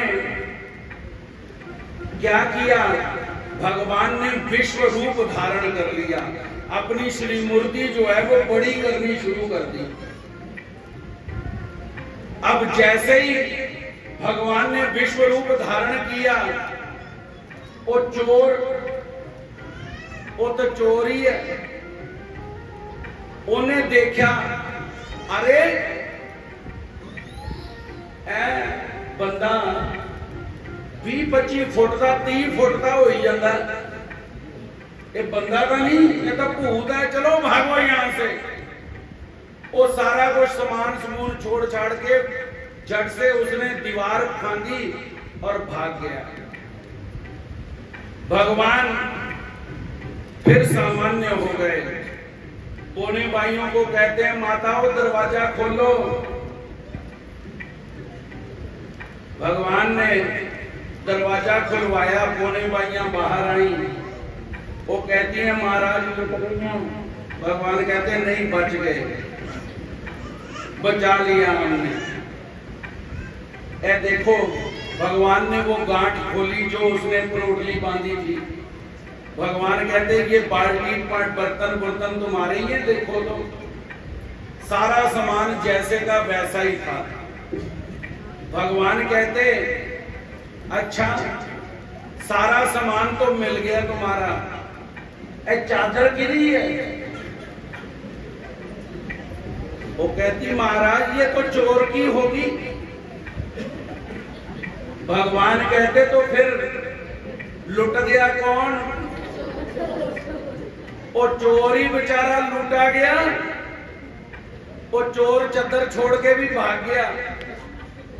तो ऐसे भगवान ने मेकर में बोने भाइयों को माता के सुख प्रदान किए। और आगे चल करके समय आ गया सिंहस्थ का, और सिंहस्थ जब नक्षत्र लगता है तब गोदावरी नदी के तट पर कुंभ का मेला लगता है। ये 12 साल के बाद कुंभ जो है 4 जगह लगता है। एक हरिद्वार में लगता है, दूसरा लगता है इलाहाबाद में, तीसरा लगता है उज्जैन में, और चौथा लगता है महाराष्ट्र में गोदावरी नदी के तट पर नासिक में। तो नासिक में जब सिंहस्थ लगा, कुंभ का मेला लगा, तो बोने पाइयां कहने लगी महाराज चलो चलिए मेला देखें। हूं मेला आने वाला ही है जलंधर भी, तो महाराज चलो चले मेला देखने। पुराने जमाने में और तो एंटरटेनमेंट के कोई साधन नहीं थे, मेले ही थे। महाराज कहते चलो फिर चलते हैं। भगवान उनके साथ तैयार हो गए। भगवान कहते देखो शर्त ये है, कोई सामान नहीं लेना भाई, सामान उठाना बड़ा मुश्किल है। तुम उठाओ या हम उठाएं, बात तो एक ही है। भगवान कहते, वो कहती महाराज तो फिर रोटी पानी। भगवान कहते चिंता मत करो, हमारे होते हुए रोटी पानी की चिंता खत्म। क्यों? क्योंकि श्री चक्रधर महाराज तो जगत नियंता हैं। सबको भोजन करवा करके भगवान बाद में भोजन करते हैं। सारी सृष्टि भोजन पाती है, तब जाकर के प्रभु तृप्त होते हैं। तो एक नाम आउसा ने भगवान का नाम रख दिया जगन्नाथ, जो जगत के नाथ हैं। तो भगवान कहते चिंता मत करो, रोटी पानी रास्ते में बहुत है। बोने भाइयां निकली मेकर से, करते करते करते करते रास्ते में पैठन आ गया। पैठन में जैसे ही प्रवेश करने लगी तो गोदावरी नदी के तट पर एक जगह है जिसका नाम है भोगावती। उस भोगावती जगह पर हमारे साधन दाता भगवान श्री चक्रधर महाराज बैठे हैं, विराजमान हुए हैं। बोने भाइयों ने भी छिटे छुटे मारे, अपने पाप पूप धोए। बोने भाइयां थोड़ी देर में कहती हैं चलो महाराज चलिए अंदर, शहर में प्रवेश करें। भगवान कहते आप जाओ, हम बाद में आते हैं। बोने भाइयां कहती है महाराज ये शहर मेकर नहीं, ये शहर कौन सा है? पैठन। ये बड़ा भारी शहर है, दिल्ली शहर है, ये जलंधर नहीं है। महाराज यहाँ पे तो हाथ में हाथ पकड़ लो तो भी आदमी गुआच जाता है, अगर एक बार गुम हो गया तो फिर मिलना भी मुश्किल है। भगवान कहते आप चिंता मत करो, हम आपको ढूंढ लेंगे, तुम मत ढूंढना, हम ढूंढ लेंगे। और भगवान वहीं पर विराजमान रहे। बोने भाइयों की जान पहचान थी बाईसा माता के साथ।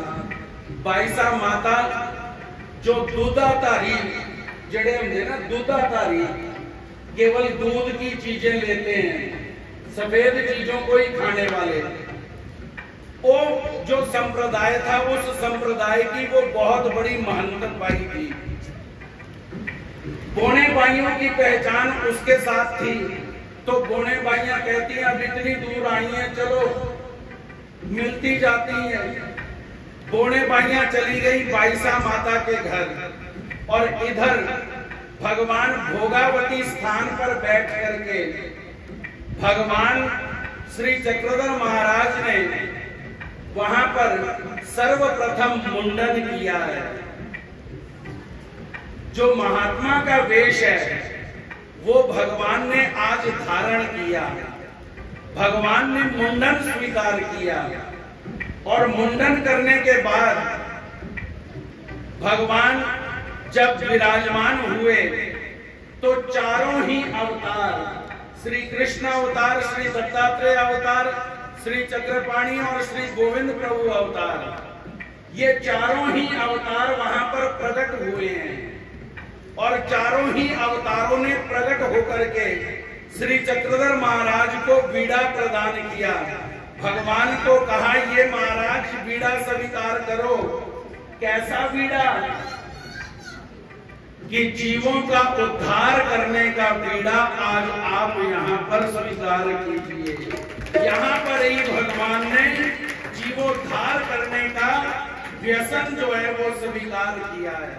और उधर बोने भाइयों बाईसा के घर में पहुंची, तो बाईसा के घर में पहुंची तो जनानियां का एक शौक बड़ा होंदा वधिया, जनानियां गल्लां बड़ियां मारदियां, इन्हां को चुप करो चुप करो, चुप ही नहीं करती। इनको बड़ा आनंद आता है तो बातें करने में। तो बोने भाइयों के पास बातें कौन सी हैं? उनके पास तो बातें यही हैं कि श्री चक्रधर महाराज मिले हैं, उनके पास तो नई बात यही है बताने के लिए। तो बाईसा को बोने भाइयां भगवान श्री चक्रधर महाराज की बातें बताना शुरू कर दिया। वो कहती हैं क्या बताएं, श्री चक्रधर महाराज हमारे साथ जो भगवान आए हैं ना, इतने सुंदर हैं, तू देखेगी तो देखती रह जाएगी। बाईसा इतने सुंदर हैं कि उनके जैसा इस दुनिया में कोई सुंदर है ही नहीं।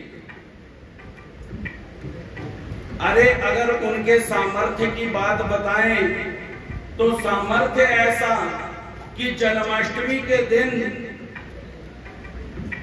भगवान श्री चक्रधर महाराज छोटे से बालक के रूप में परिवर्तित हो गए, श्री कृष्ण बन गए, छोटे से बच्चे बन गए। अरे और सामर्थ्य क्या बताएं, वो चोर आ गया हमें लूटने के लिए, तो भगवान ने इतना विकराल रूप धारण किया, चोर बेचारा भाग गया, अपनी चद्दर भी छट गया। बाईसा सुनती जा रही है, सुनती जा रही है। जैसे जैसे भगवान के गुणों को सुन रही है वैसे वैसे बाईसा जो है उसको भगवान के प्रति आकर्षण पैदा हो रहा है कि ऐसे पुरुष के दर्शन तो मुझे होने चाहिए। थोड़ी देर बीती, बाईसा कहती, बोने भाइयां कहती, जब बातें बूतें पूरी हो गई तो बोने भाइयां कहती हैं वो लेट हो रही हैं, भगवान आते ही होंगे, भगवान के लिए खाना बनाना है। तो खाना बनाने के लिए उन्होंने धर्मशाला में रुकी हुई थी, तो बोने बाइयां धर्मशाला में चली गई, खाना बनाने लगी, भगवान का इंतजार करने लगी। और इधर बाईसा माता भिक्षा मांगने के लिए शहर में आई, तो उधर से भगवान भोगावती से शहर में प्रवेश कर रहे हैं और इधर बाईसा माता शहर में से, बाजार में से होकर के गुजर रही हैं। भक्त और भगवान दोनों आमने सामने हो गए और जैसे ही बाईसा ने भगवान को देखा तो भगवान को देखते ही मन में ये भाव पैदा हो गया कि ये जो भगवान है ये कोई और नहीं, ये जो बोने बाइयां बता रही थी ना, ये साक्षात वही हैं। और बाईसा माता आगे गई और भगवान का हाथ पकड़ लिया और भगवान को कहती है, महाराज क्या आप ही हैं जो मेकर से आए हैं? भगवान ने सर हिलाया, हाँ हम ही हैं। तो भगवान आप किधर जा रहे हैं? चलो इधर मेरे साथ चलो। और भगवान बाईसा को लेकर के, बाईसा लेकर के कहां पहुंची? अपने मंदिर पहुंच गई। और बाईसा की एक शिष्या है जिसका नाम है हंसराज, एक गुरु भाई है जिसका नाम है पांडा। ये 3 बंदे उस मंदिर में रहते थे और भगवान को लेकर के उस मंदिर में पहुंची। उस मंदिर में जब पहुंची तो फिर भगवान को, अब ये तो उसके मन में पता है कि ये सामर्थ्यवान है, लेकिन आदमी जो होता है ना, वो जिस धर्म का हो ना, उसे अपने धर्म का भी अभिमान बहुत होता है। अब बाईसा अपने आप को श्रेष्ठ समझती है और भगवान को क्या समझती है? ये तो चलते फिरते महात्मा है, रोटी मांगते। सो बाईसा ने क्या किया? जो पायदान है ना, वो पायदान आगे कर दिया और भगवान को कहती है, महाराज इस पे बैठ जाओ। भगवान विराजमान हो गए और बाईसा ओटे के ऊपर विराजमान हो गई। और हंसराज जो है वो बाईसा का अष्टांग पूजन करती है और पूजन करने के बाद बाईसा ऑर्डर करती है हंसराज को, हंसराज भगवान को एक दरी चद्दर सराहना ओढ़ने के लिए एक चद्दर और दे दो। और भगवान को ऑर्डर करती है, भगवान जी, चक्रधर जी, आप ये जो सामने वाला मंदिर है ना, भोग नारायण मंदिर, इस मंदिर में चले जाओ, वहां पे अपना बिस्तरा लगा लो। महाराज दोपहर के समय भोजन करने के लिए यहीं पर आपने जाना और रात के समय आपने अपनी भिक्षा मांग के रोटी खानी। ये आपका दिनचर्या है। भगवान चुपचाप सुनते रहे और चुपचाप सुन करके भगवान ने भोग नारायण मंदिर में बिस्तर बिछाया, सो गए।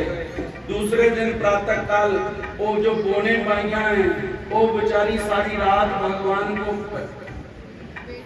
देखती रही कि भगवान अब आएंगे, अब आएंगे। आखिर में वो तो बेचारियां छोटे शहर दी हैं, पिंड दियां, वो माताएं सोचने लगी, हम कहती थी भगवान को, महाराज आपने गुआच जाना, तो भगवान ना सच में ही गुआच गए हैं, इसीलिए हम नहीं मिल रहे उनको। चलो कोई बात नहीं, अब सुबह भगवान को ढूंढेगी, रात को कहां ढूंढे। सुबह हुई, भगवान बाईसा के पास वहां पर बैठे हुए दरवाजे की आड़, दीवार की आड़ में। बोने बाइयां बाहर से ही कहती हैं, अरे बाईसा सुनती हो, जिस महाराज की बात हम तुम्हें बता रही थी ना, वो भगवान गुम हो गए, गुआच गए। भगवान सुन रहे हैं बैठे। बाईसा भी बताती नहीं। बाईसा कहती अच्छा गुम हो गए। वो कहती हाँ, हमने खाना बना के उड़ीती रही उनको, वो आए ही नहीं, पता नहीं कहां चले गए। उनमें से एक माता का ध्यान गया, भगवान के लिए उन्होंने चप्पल खरीदी थी, और चप्पल पे ध्यान गया। वो कहती है चुप कर, आधे चप्पल को भगवान दीता है। वो कहती है अच्छा ये भगवान की चप्पल? हाँ भगवान की है। तो एक माता अंदर आई और अंदर आकर के दीवार की आड़ में देखा तो भगवान पाए पूछने पर, पायदान पर बैठे हुए हैं। बोने बाइयां कहती हैं आया है महाराज, तुसी कहंदे क्यों नहीं पे, बोले क्यों नहीं? महाराज हम आपको उड़ीती रही, ए पैसा भी नहीं बोल रही, भी भगवान हमारे पास है। चलो महाराज देर हो रही है, चलो आगे बढ़ते हैं, कुंभ मेला देखने के लिए नासिक बढ़ते हैं। बाईसा भगवान को कहती है, बोने भाइयों को आगे जाकर के पीछे से वो कहती है चक्रधर जी आप जो जा रहे हैं सिंहस्थ मेला देखने, कुंभ मेला, ते महात्मा लोगों के लिए केड़ा कुंभ है? ये तो गृहस्थी लोग नहाए तो बड़ी बात है। ए बोने भाइयां गृहस्थी हैं, हम महात्मा लोग हैं, हमारे को थोड़ी है कुंभ मेला। आप पता क्या करो, आप मेरे पास ही रुक जाओ, इनको जाने दो आगे। भगवान सुनते रहे और फिर दूसरे मन में आती है, कहती पक्का कर दूं भगवान को। वो कहती महाराज अगर आपको लगता हो भी वहां पे तीर्थ बड़ा है तो महाराज पैठन शहर भी कोई छोटा मोटा नहीं है, यहाँ पे भी सारे ही तीर्थ हैं, आपको कहीं जाने की जरूरत नहीं, आप यहीं पे बैठो। महात्मा लोगों को कहीं जाने की जरूरत नहीं होती। और इतने में क्या हुआ, बोने बाइयां नदी के उस पार चली गई, भगवान इधर नदी के पार खड़े हैं और बोने बाइयों को भगवान, बोने बाइयों ने पीछे मुड़ करके देखा तो भगवान तो बाईसा के साथ खड़े हैं। बोने बाइयां कहती है महाराज आयो आयो आगे। भगवान बोने बाइयों को कहते टाटा, बस तुम जाओ त्र्यंबक, हम जा रहे हैं बाईसा के साथ। बोने बाइयां कहती आए महाराज आप होते तो अच्छा होता, आपके साथ से हम भी त्र्यंबक नहा लेती। भगवान कहते कोई बात नहीं, आप जा रही हो ना, ते गंगा जल की एक कुप्पी, एक बोतल हमारे लिए भी भर के लाना, हम यहीं पे नहा लेंगे, कोई बात नहीं, आप जाओ। बोने बाइयां चली गई, बाईसा इधर भगवान को लेकर के आ गई और ऐसे करते करते 3 दिन बीत गए। तीसरे दिन भगवान पायदान पर विराजमान है और तीसरे दिन जब बाईसा अपना पूजा अवसर करवा रही है तो भगवान ने पहली बार दृष्टि से देखा बाईसा की तरफ। बाईसा नेत्रों से नेत्र मिलने नहीं देती। दूसरी बार फिर भगवान ने देखा, बाईसा ने फिर नजर अपनी आगे पीछे कर ली और तीसरी बार जब भगवान ने फिर दोबारा बाईसा की तरफ देखा, अब की बार दृष्टि से दृष्टि ऐसी मिली कि भगवान श्री चक्रधर महाराज ने उसे एक कलिका का प्रेम ही प्रदान कर दिया। बोलो भक्तवत्सल भगवान की। और इस तरह से जैसे ही बाईसा को प्रेम संचार हुआ तो बाईसा जो ओटे पर बैठी अपना पूजा करवा रही थी, वो बाईसा ने झट से छलांग लगाई और भगवान के चरणों पे गिर गई। कहती महाराज बड़ी पापी हूं मैं आपको पहचान ना सकी, आप तो साक्षात ईश्वर पुरुष हैं और मैं आपको पायदान पे बिठाती रही। महाराज उठिए। महाराज को उठा करके जहां पे खुद बैठी थी उच्च आसन पर भगवान को बिठाया और अब जैसा पूजा वो खुद करवाती थी वैसा पूजा वो भगवान की करने लगी। तो इस तरह से बाईसा जो है वो भगवान के चरणों में ऐसी लगी कि उसे भगवान ने प्रेम शक्ति का संचार कर दिया। इसलिए आज इस कथा को यहीं पर विश्राम करते हुए आगे भगवान जीवन देंगे तो फिर कभी योग आएगा तो आगे की कथाओं को हम श्रवण करेंगे।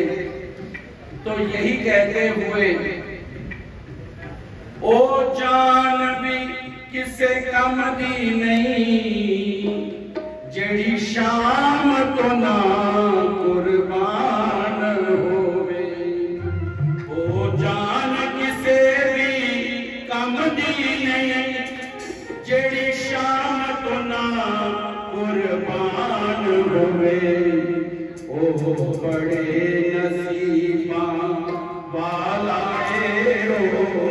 बड़े नसीबा वाला जिन्हीं जग धरती को पहचानोगे। बड़े नसीबा वाला जिन्हीं जग धरती को पहचानोगे। ओ जान किसे भी कम दी नहीं, ओ जान किसे भी कम दी नहीं, जय शाम